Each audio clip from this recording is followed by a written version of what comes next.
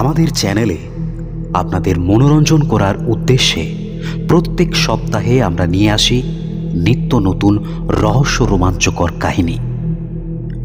আপনাদের ভালো লাগার কথা মাথায় রেখে লেখক গল্পে নানান রকম প্লট তৈরি করার জন্যে কল্পনার আশ্রয় নিয়ে থাকেন, যা কোনো রকম কুসংস্কার বা অযৌক্তিক ভিত্তিকে মান্যতা দেয় না।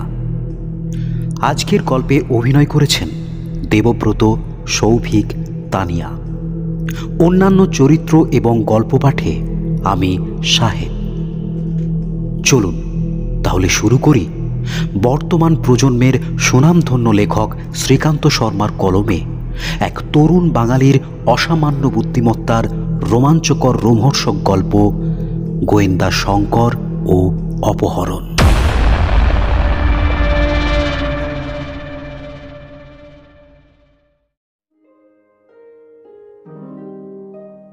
হ্যালো শঙ্কর। হ্যাঁ স্যার। কখন ঢুকবে? এখন তো স্যার 4:45, 5টার দিকে পৌঁছে যাব। আচ্ছা, আমি একবার মনে করিয়ে দিলাম, লেট করো না কিন্তু। না না, আপনি চিন্তা করবেন না। শঙ্কর ফোনটা রাখল। পুলিশ কমিশনার শঙ্করের সাথে দেখা করার আগ্রহ দেখিয়েছেন। শঙ্করের গোয়েন্দা হিসেবে বেশ নামযশ ছড়িয়েছে, তাই কমিশনারের 3 বছরের নাতনির জন্মদিনে শঙ্করের স্পেশাল ইনভাইট। দারোগাবাবুও খুব এক্সাইটেড। শঙ্করের সাথে দারোগাবাবুর সম্পর্কটা বেশ আন্তরিক হয়ে উঠেছে। যাই হোক, শঙ্কর বিকেল 5টায় দারোগা শুভঙ্কর সান্যালের ঘরে উপস্থিত হল। শুভঙ্করবাবুর চোখে মুখে আজ বেশ আনন্দ। শঙ্করকে দেখে বললেন, আর দেরি করা যাবে না শঙ্কর, কলকাতা যেতে মিনিমাম 4-5 ঘন্টা তো লাগবেই, অনেকটা ড্রাইভ করতে হবে। আপনাকে ড্রাইভ করতে হবে না, আমিই করব। চলুন তাহলে যাওয়া যাক। বাসন্তী, তাড়াতাড়ি আয় মা, লেট হয়ে যাবে তো। শুভঙ্কর ডাক দিল তার মেয়েকে। মেয়েকে সঙ্গে নিয়ে যাওয়ারও আদেশ দিয়েছেন কমিশনার। শুভঙ্কর আর শঙ্কর গাড়িতে উঠে বসল। কিছুক্ষণ পর বাসন্তী গাড়িতে উঠল। শঙ্কর গাড়ি স্টার্ট করে বেরিয়ে গেল।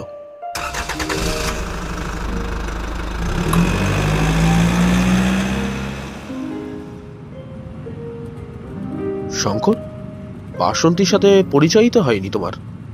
পিছনের সিট থেকে দারোগাবাবু বললেন। পাশেই বসেছিল বাসন্তী। আয়নাতে শঙ্কর তাকিয়ে দেখতে গেল, কিন্তু সেখানে চোখে চোখ পড়তেই শঙ্কর চোখ সরিয়ে নিল। বাসন্তী তাকিয়েছিল আয়নাটার দিকেই। দারোগাবাবুর ফোনটা বেজে উঠল। হ্যাঁ স্যার। না না, আর বেশিক্ষণ লাগবে না। কি খুঁজে পাচ্ছেন না? সে কি? হ্যাঁ, শঙ্কর আছে, আমরা আসছি, যত তাড়াতাড়ি সম্ভব আমরা আসছি। দারোগাবাবু ফোনটা রাখতেই শঙ্কর জিজ্ঞেস করল, কি হয়েছে স্যার? খুব বিপদ হয়ে গেছে শঙ্কর, তাড়াতাড়ি চলো। কিন্তু কি হয়েছে বলবেন তো? কমিশনারের নাতনি কিডন্যাপ হয়ে গেছে। 3 ঘন্টা ধরে তাকে কোথাও পাওয়া যাচ্ছে না। এ কি বলছেন স্যার? এত সিকিউরিটি থাকা সত্ত্বেও কমিশনারের বাড়ি থেকে বাচ্চা কিডন্যাপ? ভয়ঙ্কর ব্যাপার তো।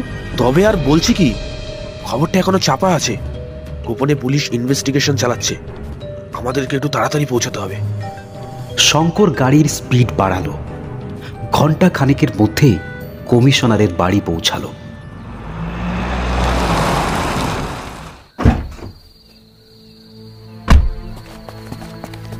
তখন রাত 9টা। আমন্ত্রিত যারা ছিল এর মধ্যেই তারা বেশিরভাগই বেরিয়ে গেছে। কমিশনার সাহেব সোফায় বসেছিলেন।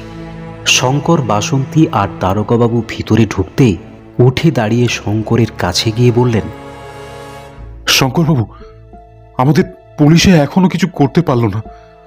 5-6 ঘন্টা হতে চলল।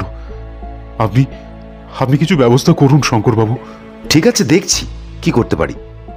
আপনি অত চিন্তিত হবেন না, আপনি শান্ত হয়ে একটু বসুন। শঙ্কর কমিশনার সাহেবকে সোফায় বসিয়ে দিল। পাশে বসে আছে কমিশনারের ছেলের বউ আর নাতি। বাসন্তী আর দারোগাবাবু একটা সোফায় বসলেন। শঙ্কর বাড়িটা ভালো করে পর্যবেক্ষণ করতে করতে জিজ্ঞেস করল, বাইরে এত গার্ড থাকা সত্ত্বেও কিভাবে এটা হলো? ওদের কারোর চোখে পড়ল না? স্ট্রেঞ্জ। আচ্ছা, অপহরণকারীর কোনো ফোন আসেনি? দারোগাবাবু বললেন, টাকার জন্য হয়তো কিডন্যাপ করেনি, কোনো ক্রিমিনাল প্রতিশোধ নেওয়ার জন্য হয়তো করে থাকতে পারে। লাস্ট কে দেখেছিল ঝুমকিকে? দুপুরে খাওয়া দাওয়ার পর ওকে ঘুম পাড়িয়ে আমি নিচে এলাম। বাপন ছিল ওর কাছে। ডেকোরেটরের লোকজন তখন এসে গিয়েছিল। ওরা এসে ঘর বারান্দায় সব সাজানোর কাজ করছিল জানো। আমি আর ঝুমকির বাবা তখন ওইখানেই ছিলাম। সন্ধ্যের মধ্যে গিয়ে দেখি ঝুমকি বিছানাতে নেই।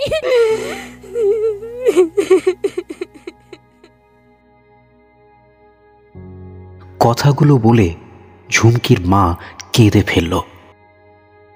170 বছর পর আমাদের বংশে মেয়ে হলো, আমাদের সবার বড় সাধের।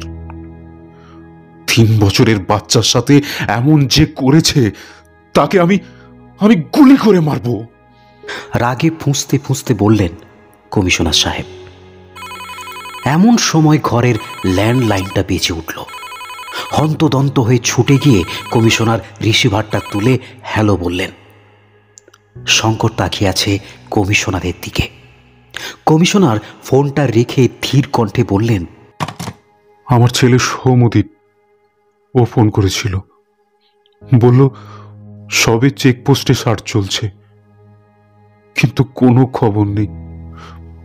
পাশাপাশি বাড়িগুলোতেও জিজ্ঞাসাবাদ করেছি। শঙ্কর বেশ কিছুক্ষণ পায়চারি করার পর কমিশনার সাহেবকে জিজ্ঞেস করল, ডেকোরেটরের যে লোকগুলো দুপুরবেলা এসেছিল তাদেরকে জিজ্ঞাসাবাদ করেছেন? ওরা তো এই পাড়ারই ছেলে, আমার বিশ্বস্ত আর পরিচিত। সবসময় ওরা এখানেই ছিল, আর সারা পাড়া খুঁজেছে আমার সাথে। বিশ্বস্ত লোকই অনেক সময় বিশ্বাসঘাতকতা করে কমিশনার সাহেব, তখন সেটাই আমাদের বিশ্বাস হয় না। আচ্ছা, নতুন কোনো লোক এই বাড়িতে আজ বা আগের দিন এসেছিল? আজ? হ্যাঁ, টয়লেট চেম্বার ক্লিয়ার করার একটা লোক এসেছিল সন্ধেবেলায়। অনুষ্ঠান তো আজ কি ডেকেছিলেন? না, ওদের গাড়ি এসেছিল 2 দিন আগে। ক্লিনিং লিকুইডটা ফেলে গিয়েছিল, সেটা আজ নিতে এসেছিল। আর সেই সময় থেকেই ঝুমকি নিখোঁজ? তাহলে তো আগে ওই লোকটাকে... খোঁজ নিয়েছি শঙ্করবাবু। আমি কিছুক্ষণের মধ্যেই একজন পুলিশকে সাধারণ পোশাকে ওর বাড়িতে পাঠিয়েছি। লুকিয়ে ওর বাড়ির ভিতরেও ঢুকেছিল, কিন্তু কোথাও দেখতে পাইনি। সে চোখের আড়ালে সবসময় ওকে লক্ষ্য করছে। ওই লোকটা যদি কিডন্যাপ করে থাকে তাহলে এতক্ষণে আপনার কাছে ফোন চলে আসতো। আচ্ছা, তখন কি আপনার রিলেটিভরা এসে পড়েছিল? না, আত্মীয় স্বজন আসার আগে থেকেই ঝুমকির খোঁজ পাওয়া যায়নি। বাড়ির কাজের লোক? ওরা তো সবাই রয়েছে, এখানেই ছিল। বাপনটা বড় নার্ভাস হয়ে গেছে, তাই ওদেরকে বাইরে থাকতে বললাম। বাড়ির ছাদ, প্রতিটা রুমের আলমারি, সবকিছু তন্ন তন্ন করে খুঁজেছি। একটা দীর্ঘশ্বাস ফেললেন কমিশনার। আমি একবার বাড়িটা ভালো করে দেখি। হ্যাঁ, আপনি যান, সব রুম খোলাই আছে। চলুন স্যার আমার সাথে। দারোগাবাবুও শঙ্করের সাথে উপরে গিয়ে রুমগুলো বিশেষভাবে পর্যবেক্ষণ করতে লাগলেন। চলুন স্যার, একবার ছাদে যাই। হ্যাঁ, চলো চলো। কি বুঝছো শঙ্কর, সব রকম চেষ্টা তো করা হয়ে গেছে। আমি তো আর কোনো রাস্তাই খুঁজে পাচ্ছি না। যদি টাকার জন্য অপহরণটা না হয় তাহলে তো ঝুমকির জীবন সংকটে। সেটাই আমাকে চিন্তায় ফেলেছে। যা করার আজ রাতের মধ্যেই করতে হবে। কিছু তো একটা মিস হচ্ছে আমাদের, যেটা হয়তো দেখেও দেখতে পাচ্ছি না। আমাকে আবার সবার সাথে একবার কথা বলতে হবে। চলুন নিচে যাই। ছাদ থেকে নেমে শঙ্কর বাইরে বেরিয়ে গেল। দারোগা কমিশনারের কাছে গিয়ে বসল। বাসন্তী সৌমদ্বীপের স্ত্রীর কাছে বসে। শঙ্কর কাজের লোক, রাঁধুনি সবার সাথে আলাদা আলাদা করে কথা বলল। সিকিউরিটিদের সাথে কথা বলেও কোনো রকম ক্লু পেল না। এমন সময় সৌম্যদীপ ঢুকল। শঙ্কর তখন বাড়ির পিছন দিকে পর্যবেক্ষণ করছে। হঠাৎ কিছু একটা লক্ষ্য করে সে দ্রুত বাড়ির মধ্যে এসে দারোগা বাবু ও সৌম্যদীপকে ডাকল। বাড়ির পিছন দিকে গিয়ে শঙ্কর বলল, টয়লেট চেম্বারের এই ঢাকাটা আর এই চারপাশের পায়ের জুতোর ছাপ দেখে আমার মনে হচ্ছে আজকে এটা একবার সরানো হয়েছে। সৌম্যদীপ তাড়াতাড়ি লোহার ঢাকাটা সরিয়ে ফোনের ফ্ল্যাশ লাইটটা জ্বালিয়ে দেখতেই তার দু চোখে জল নেমে এলো। শঙ্কর দারোগা বাবুকে বলল, স্যার, গাড়িতে যে লম্বা দড়িটা আছে প্লিজ তাড়াতাড়ি আনুন। দারোগা বাবু দ্রুত বেগে গিয়ে দড়িটা নিয়ে এলেন। শঙ্কর দড়িটা চেম্বারের ভিতরে দিয়ে উপরের দিকটা ধরতে বলল দারোগাকে। সৌম্যদীপ দড়ি বেয়ে নিচে যেতেই শঙ্কর বলল, মোটরটা জ্বালিয়ে পাইপটা তাড়াতাড়ি নিয়ে আসুন। দারোগা বাবু আবার দ্রুত চলে গেলেন। শঙ্কর সজোরে দড়ি টেনে উপরে তুলতে লাগলো। তারপর সৌম্য ঝুমকিকে নিয়ে উপরে এলো। দারোগা বাবু পাইপের জল সৌম্য আর ঝুমকির উপর দিতে লাগলো। একে একে সবাই বাড়ির পিছনে উপস্থিত হয়েছে। ঝুমকির মা ঝুমকিকে জড়িয়ে সজোরে কাঁদতে শুরু করলো। শঙ্কর একবার ঝুমকির হাতটা টিপে দেখল, তারপর কমিশনারের দিকে তাকিয়ে মাথাটা নিচু করে ফেলল।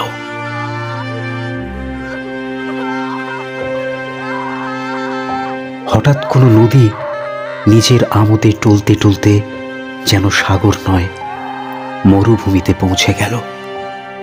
দিশাহীনভাবে কমিশনারের বাড়ির প্রতিটা সদস্য মর্মাহত। নীরব দর্শকের মতো বাসন্তী এই গভীর শোকে কেমন যেন বাসি ফুলের মতো ঝিমিয়ে গেছে। শেষ ক্রিয়া সম্পন্ন হওয়া অবধি শঙ্কর একভাবে লেগে থেকে ওদের সাহায্য করল। বাসন্তী আর দারোগা বাবু একটা রুমে অপেক্ষা করছিলেন শঙ্করের আসার জন্য। আজ এতক্ষণ তাদের বাড়ি ফিরে যাওয়ার কথা, কিন্তু পরিস্থিতি এমনই বিপরীতমুখী তা বর্ণনাতীত। একটা নিষ্পাপ ফুলের মতো ছোট্ট মেয়ের এই রকম পরিণতি কেউই মেনে নিতে পারছে না। রাত্রি তখন 12টা। শঙ্কর একটা প্লেটে করে কয়েকটা মিষ্টি, লুচি আর তরকারি নিয়ে রুমে ঢুকতেই দারোগাবাবু বললেন, এটা কি করে হলো শঙ্কর? এটা এটা তো অপহরণ নয়, এটা পুরো প্রি প্ল্যান মার্ডার। এটা ঠিক মার্ডার নয়, আমি বলছি ব্যাপারটা। তার আগে আপনি কিছু খেয়ে নিন।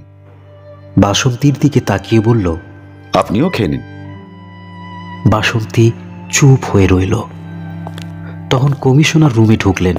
পিছনে একজন হাতে দুটো প্লেট নিয়ে ঢুকল। কমিশনার বললেন, আমি দুঃখিত, আপনারা প্রথম এলেন আর এমন দুর্ভাগ্যজনক ঘটনা ঘটল। আপনারা যাও, দুটি মুখে দিন। সবাই অবাক হয়ে তাকালো কমিশনারের দিকে।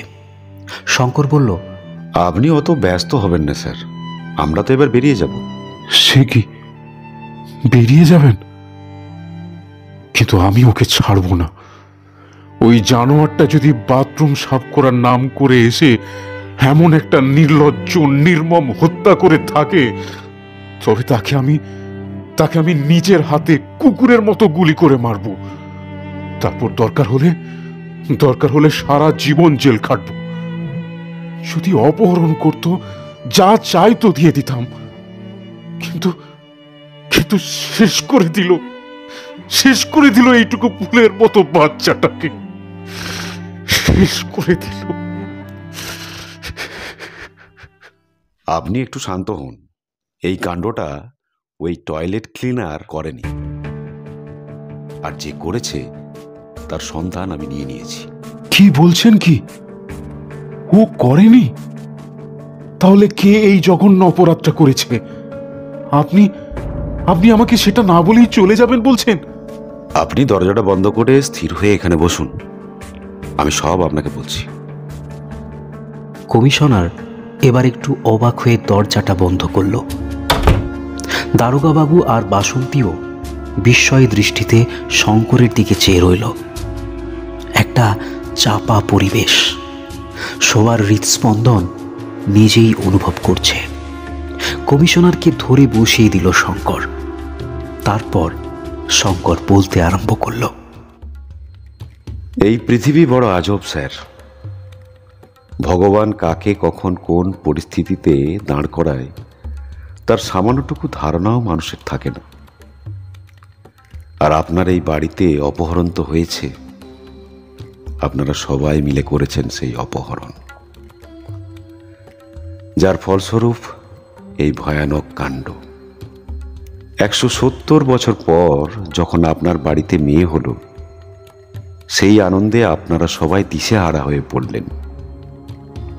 সবার সমস্ত ভালোবাসা, স্নেহ, মায়া, মমতার কেন্দ্রবিন্দু হয়ে ওঠে ঝুমকি। আর আপনাদের সবার এত ভালোবাসাই কাল হলো ঝুমকির।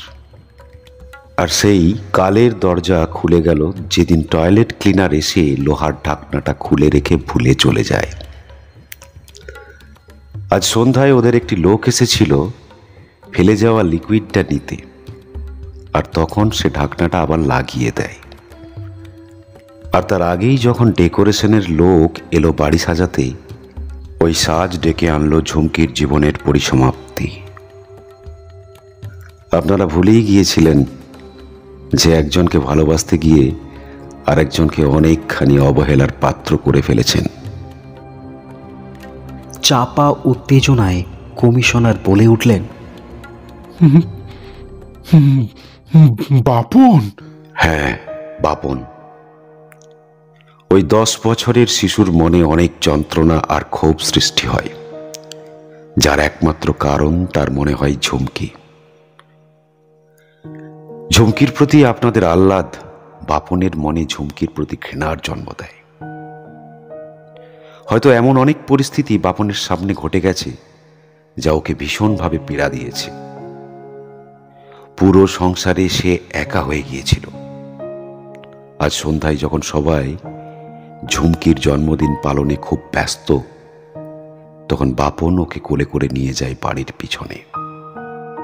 তারপর ওই খোলা টয়লেট চেম্বারের মধ্যে ফেলে দেয়। ঢাকনাটা সরিয়ে বসাতে গিয়েছিল, কিন্তু ঠিক করে বসাতে পারেনি। আর তার ঠিক পরেই ওই টয়লেট ক্লিনার এসে ঢাকনাটা বসিয়ে দেয়। বাপনের বাঁ হাতের 20 আঙুলটা একটু চেপাও গেছে। আমি ওর ফুলে যাওয়া আঙুল দেখে বুঝতে পেরেছি। আপনারা হয়তো লক্ষ্য করেননি, সবাই যখন বাড়ির পিছনে উপস্থিত হলেন তখনও ভয় পেয়ে নিজের ঘরে গিয়ে শুয়ে পড়ে। বাপনও তো শিশুই, 10 বছর বয়স। ঝুমকি আসার আগে ও ছিল আপনাদের ভালোবাসার কেন্দ্র, কিন্তু সেটা যখন একটু একটু করে সরে গিয়ে ঝুমকির দিকে চলে যায়, তখন ওর মন অশান্ত হয়ে ওঠে। ছোট্ট ঝুমকি একটু একটু করে যত বড় হতে থাকে, আপনাদের ভালোবাসা ততই বাড়তে থাকে। আর এদিকে অবহেলিত হতে থাকে বাপন, আর ওর মন ঝুমকির প্রতি হিংস্র হয়ে ওঠে। আপনারা হয়তো লক্ষ্য করেননি, এর আগেও হয়তো বাপন ঝুমকিকে আঘাত করেছে। আর আজ শঙ্কর এবার থামল। কমিশনারের চোখ ছলছল করছে। 2 হাত মুখের মধ্যে চেপে ঠুকরে ঠুকরে কেঁদে উঠলেন।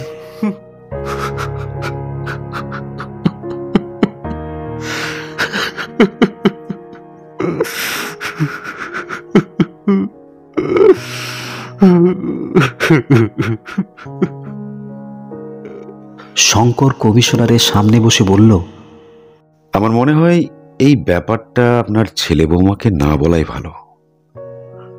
তাছাড়া সব দোষ তো বাপনের নয়। আপনারা সবাই মিলে বাপনের ভালোবাসাকে অপহরণ করেছেন। আর এমনিতেই এখনো ভীষণ ভয় আর মানসিক চাপে থাকবে, তাই ব্যাপারটা এই বন্ধ ঘরে আমাদের 4 জনের মধ্যে থাকাই ভালো। এরপর আপনি যা ভালো বুঝবেন। চলুন স্যার, আমরা এবার ফিরে যাই।